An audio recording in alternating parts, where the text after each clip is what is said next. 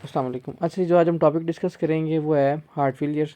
इसमें देखेंगे left side heart failure क्यों होता है, राइट साइड हार्ट फेलियर क्यों होता है, क्या ऐसी कॉजेज़ हैं, अगर फॉर एग्जांपल किसी पेशेंट के अंदर हार्ट फेलियर हो गया तो उससे कौन कौन से सिम्टम्स पेशेंट के अंदर आएंगे। अच्छा, देखें जी, सबसे पहले बात करते हैं लेफ्ट साइड हार्ट फेलियर की। लेफ्ट साइड हार्ट फेलियर क्या होता है? देखिए, मैं फॉर एग्जांपल एक हार्ट बना रहा हूँ ऐसे करके रफ सा डायग्राम समझाने के लिए।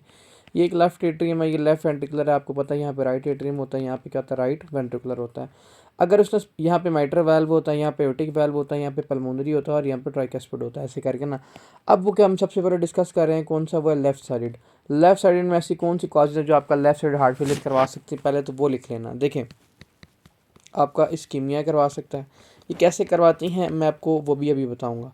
हाइपरटेंशन करवा देगा एक, ठीक है। डायलेटेड कार्डियोमायोपैथी करवा सकती है। ये 2 से 3 इंपॉर्टेंट कॉजेज है जो क्या करवा सकती हैं, आपके लेफ्ट साइड हार्ट फेलियर करवा सकती हैं। मायोकार्डियल इन्फार्क्शन भी करवा सकता है, रिस्ट्रिक्टिव कार्डियोमायोपैथी भी करवा सकती हैं, ठीक है। ये भी क्या है इसकी कॉजेज में लिख लीजिए, रिस्ट्रिक्टिव कार्डियोमायोपैथी भी करवा देती हैं। देखिए, सबसे पहले बात करते हैं बच्चों इस्कीमिया की। जब आप मेरी बात सुने, इस्कीमिया क्या होता है? जब आपका ब्लड कम जा रहा होता है ऑर्गन की तरफ, उसको हम क्या कहते हैं, इस्कीमिया बोलते हैं ना। फॉर एग्जांपल, अब जब हार्ट की तरफ ब्लड ही कम जा रहा है, इस्कीमिया हो गया, तो हार्ट ज़ोर ज़ोर से कॉन्ट्रैक्ट नहीं करेगा। जब वो ज़ोर ज़ोर से कॉन्ट्रैक्ट करेगा, एक टाइम आएगा उसकी कैपेसिटी खत्म हो जाएगी, तो हार्ट फेल नहीं हो जाएगा, हार्ट फेल हो जाएगा। Number 1 important cause. दूसरा मैंने यहाँ पे क्या लिखा, डायलेटेड कार्डियोमायोपैथी। डायलेटेड कार्डियोमायोपैथी में पता क्या होता है, आपका जो फ्लूइड होता है हार्ट में ओवरलोड कर जाता है, वो हार्ट से बाहर नहीं निकल रहा, ठीक है। इस पेशेंट के अंदर क्या होता है बच्चों, सिस्टोलिक डिसफंक्शन हो रहा था ना डायलेटेड कार्डियोमायोपैथी के अंदर। तो जब हार्ट के वेल्व से इतना बंद नहीं हो रहे, फ्लूइड ज़्यादा देर रुक रहा है, ब्लड ज़्यादा देर हार्ट के अंदर रुक रहा है, जिसको हम डायलेटेड कार्डियोमायोपैथी बोलते हैं, तो क्या वो भी आपका हार्ट फेलियर नहीं करवा देगी? भाई वो भी हार्ट फेलियर करवा देगी, ठीक है। हाइपरटेंशन में भी ये होता है, जब आपका ब्लड ज़्यादा आता है, हार्ट की कॉन्ट्रेक्टिलिटी ज़्यादा होती है, एक टाइम आता है हार्ट जब थक जाता है, मायोकार्डियल ऑक्सीजन डिमांड जब बढ़ती है, उतना ब्लड ना मिल रहा हो, तो हार्ट तब भी क्या हो जाता है भाई, हार्ट फेल हो सकता है इस पेशेंट के अंदर। एमआई भी करवा सकता है और रिस्ट्रिक्टिव कार्डियोमायोपैथी भी करवा सकता है। सेम कॉजेज है इनकी भी, कोई ऐसा रॉकेट साइंस इनमें भी नहीं है, ठीक है। अब देखिए, फॉर एग्जांपल किसी पेशेंट के अंदर हार्ट फेलियर हो गया है, ऐसे कौन कौन से क्लिनिकल फीचर हम उस पेशेंट के अंदर देखेंगे। सबसे पहले आपने याद रखना है, इस पेशेंट के अंदर ना सांस तंग होगा, जिसको हम क्या कहते हैं भाई, डिस्निया नहीं बोलते। Number 1 important point. दूसरा आपने इसके अंदर पता क्या बताना, ऑर्थोपनिया होता है, ठीक है। अब ये ऑर्थोपनिया क्या होता है मैं अभी आपको बताता हूँ, सिर्फ अभी अभी नाम याद रखें। तीसरा इंपॉर्टेंट इसमें लिख लें, इस पेशेंट के अंदर पारोक्सिस्मल नॉक्टर्नल डिस्निया हो रहा होता है, ठीक है। तीसरा इसके अंदर क्या होगा, ये इंपॉर्टेंट क्लिनिकल फीचर होगा। क्यों, क्या क्या मैंने आपको बताया, इसके अंदर क्या होगा भाई, ऑर्थोपनिया होगा, डिस्निया होगा, पारोक्सिस्मल नॉक्टर्नल डिस्निया होगा, और इस पेशेंट के अंदर भाई क्रैकल्स हो सकते हैं। अच्छा, ये 4 इंपॉर्टेंट हमने क्या लिख लिए, क्लिनिकल फीचर इसके लिए। अब इसकी हम डिटेल में डिस्कस करते हैं कि क्लिनिकल फीचर क्यों आते हैं। बेसिकली पैथोलॉजी जो हमारा सब्जेक्ट है ना, इसमें सिर्फ रट्टा नहीं लगाना होता। जब आप किसी शॉर्ट बुक को, रिव्यू बुक को रिव्यू कर रहे होते हो, इसका मतलब ये नहीं होता कि जो उस पर चीज़ें लिखी हैं वो आपने रटनी होती है, उसको समझना होता है, उसके पीछे सिनेरियो क्या, मेन कहानी, मेन स्टोरी वो होती है। अब यहाँ पे देखो उसने लिखा है डिस्निया और ऑर्थोपनिया। देखिए बच्चों, मैं अगेन इस तरह करके एक रफ सी डायग्राम बना देता हूँ। यहाँ पे आपका लेफ्ट एट्रियम और ये आपका क्या है, लेफ्ट वेंट्रिकुलर है। जब यहाँ पे आपको पता लेफ्ट साइड हार्ट फेलियर होगा, ब्लड बाहर नहीं जा रहा, तो ब्लड बैक पीछे की तरफ जाएगा। अब मुझे बताएं, लेफ्ट एट्रियम में ब्लड आता किधर से था?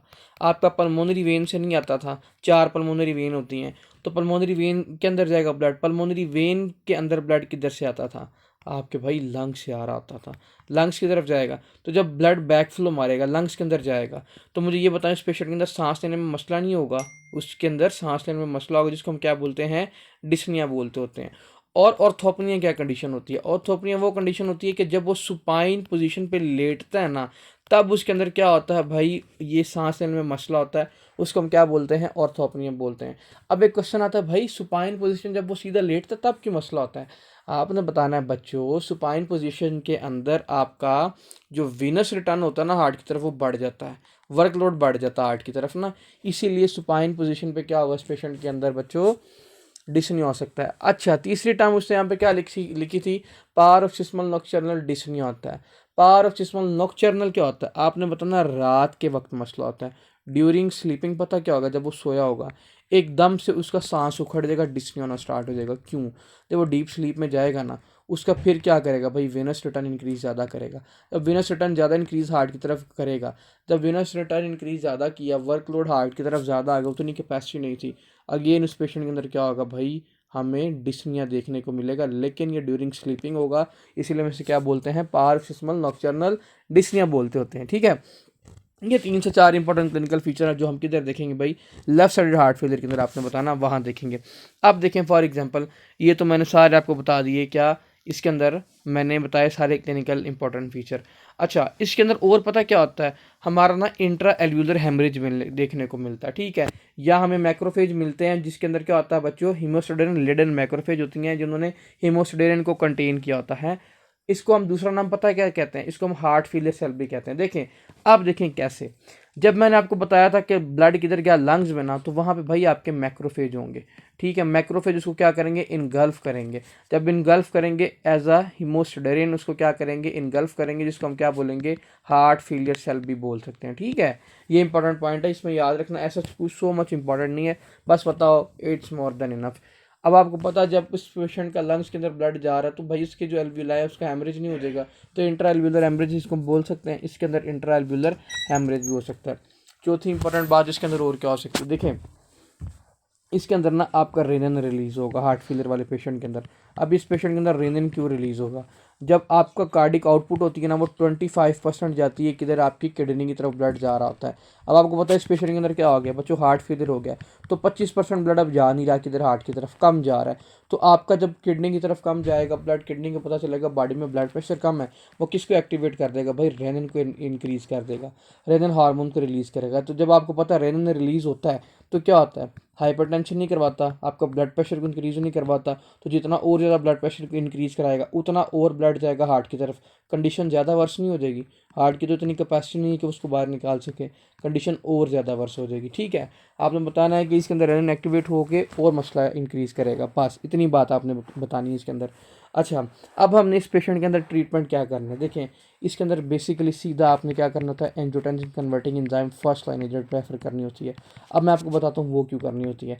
आपने बताना है एंजियोटेंसिन क्या करती है, कन्वर्टिंग एंजाइम इनहिबिटर।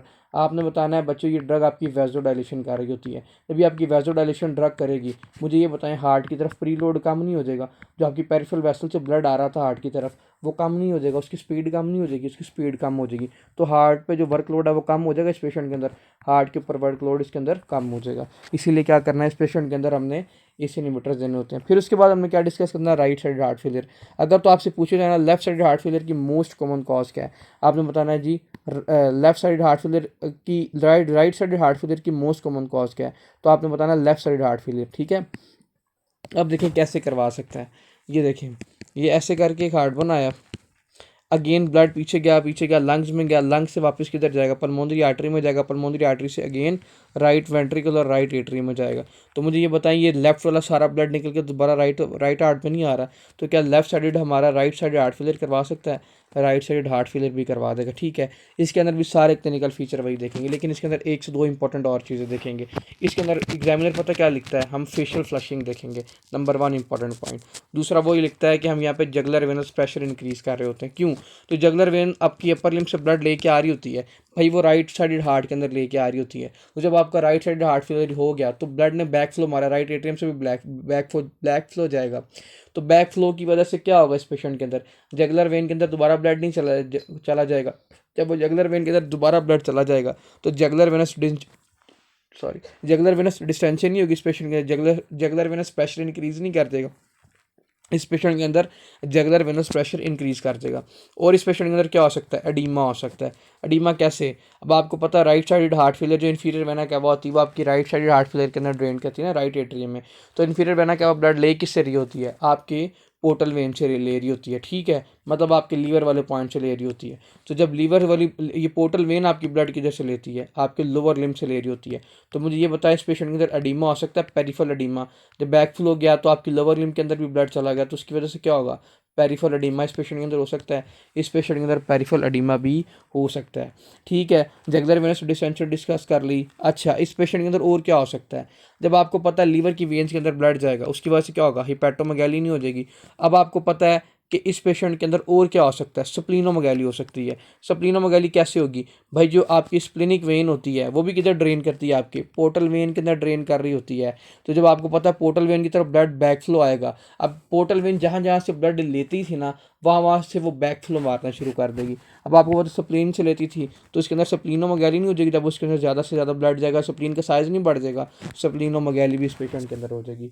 ठीक है, पिटिंग एडिमा होगा, वो मैंने आपको बता दिया कैसे होगा, ब्लड बैक फ्लो मारेगा, हाइड्रोस्टैटिक प्रेशर इंक्रीज़ कर देगा, ऑनकोटिक प्रेशर डिक्रीज़ कर देगा, उसकी वजह से एडिमा हो सकता है। ठीक है, अब आप क्वेश्चन आता है यहाँ पे कि हार्ट फेलियर वाले पेशेंट के अंदर हमने कौन सी ऐसी ड्रग होती है जो देनी होती है, तो आपने बताना भाई इस पेशेंट के अंदर हम डाइजॉक्सिन दे सकते हैं। ठीक है, वेरी इंपॉर्टेंट पॉइंट, क्यों देते हैं, क्योंकि ये कॉन्ट्रैक्टिलिटी को इंक्रीज़ करवाता है। ठीक है, स्ट्रॉन्ग कॉन्ट्रैक्टिलिटी जनरेट करवाता है, नंबर 1। दूसरा इसके अंदर क्या दे सकते हैं भाई, हम इसके अंदर डायूरेटिक्स दे सकते हैं। डायूरेटिक्स आपने बताना स्पेसिफिकली लूप डायूरेटिक्स इसके अंदर देते हैं। अब आपको पता है फ्लूइड ओवरलोड हुआ, हम इसके अंदर लूप डायूरेटिक्स देंगे, फ्लूइड कम नहीं हो जाएगा बॉडी में, फ्लूइड बॉडी में कम हो जाएगा, इसलिए क्या दे सकते हैं हम इसके अंदर लूप डायूरेटिक्स दे सकते हैं। तीसरा इंपॉर्टेंट पॉइंट, बच्चे आपकी बुक पर नहीं लिखे, ये तीनों पॉइंट लिख लीजिएगा।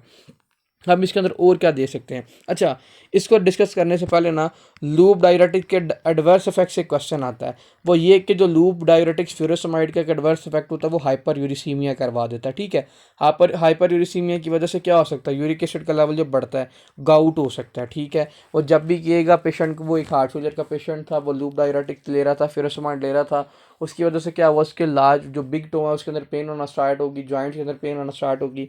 तो इसका मतलब ये है कि भाई हाइपर यूरिसीमिया हो गया उस पेशेंट के अंदर, वो क्या कर रहा है, गाउट एज अ डिपॉजिट, ये जो यूरिक एसिड हो रहा है वो आपके लार्ज टो के अंदर क्या कर रहा है, जाके बिग टो के अंदर डिपॉजिट हो रहा है, इसीलिए क्या करवा रहा है, गाउट करवा रहा है।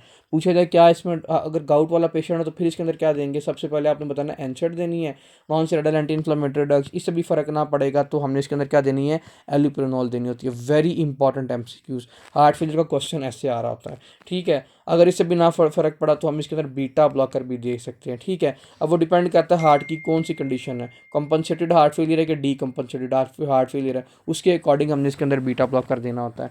ठीक है, ये सारे इसके अंदर इंपॉर्टेंट पॉइंट। अच्छा, अब राइट साइड हार्ट फेलियर के अंदर ना 2 से 3 इंपॉर्टेंट और चीज़ें देखी गई हैं। एक होता है भाई नटमैग लीवर, ठीक है, एक होता है हमारे पास कार्डिक सिरोसिस।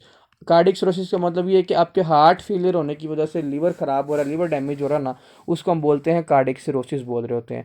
नटमैग लीवर उससे नीचे आपकी पिक्चर में दिखाया हुआ है, उसको देख लें, जब आपके हिपैटोस्प्लेनोमेगाली होती है ना, उसकी वजह से आपका नटमैग लीवर हो सकता है। ठीक है, वो फिगर 8.9 के अंदर आपके अंदर दिखाया गया है, उसको हम क्या दे, वो डायग्राम है उसको देख लीजिएगा, बाकी सारी चीज़ें इसमें वही है। किसी का क्वेश्चन हुआ तो पूछ लीजिएगा।